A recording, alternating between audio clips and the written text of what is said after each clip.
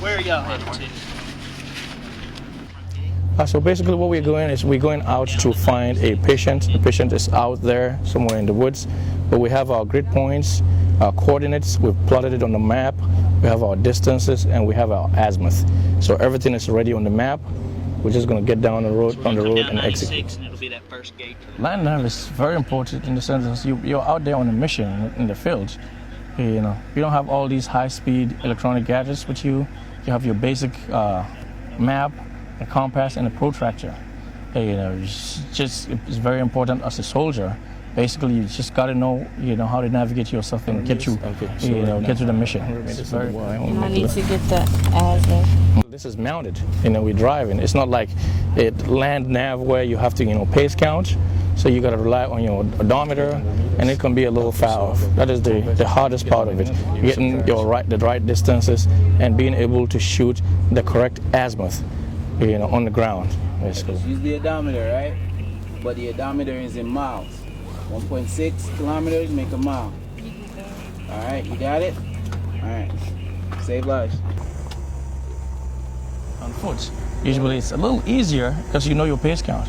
In the vehicle, okay, you have the odometer, you map out your distances, but the road is it can be a windy road, it's not straightforward, so you're gonna have to be very, very, very careful. You have to be very meticulous.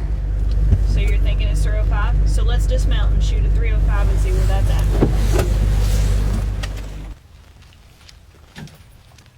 I have like right behind this tree. Okay.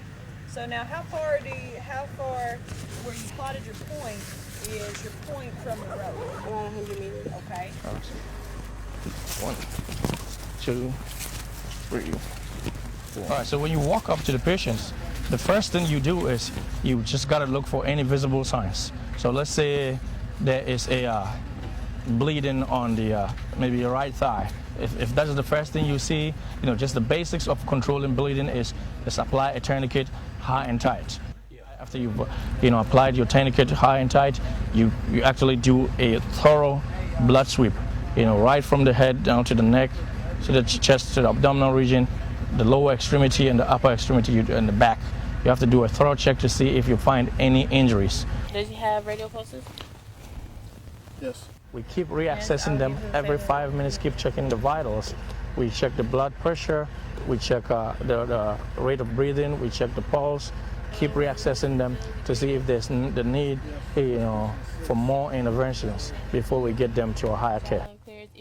If we give him that 500 a hex stand and he's got a radial pulse, we'll just leave it at TKO or saline locket, right? Roger. But if we lose that radial pulse after that 500, what are we going to do? After the 500, we can check carotid pulse, or we can give him some more. We'll give him another 500 cc's, right? It's a great experience because when you're out there on missions, you're not just going to be on foot all the time. You'll be in a vehicle and you get to a point, you dismount.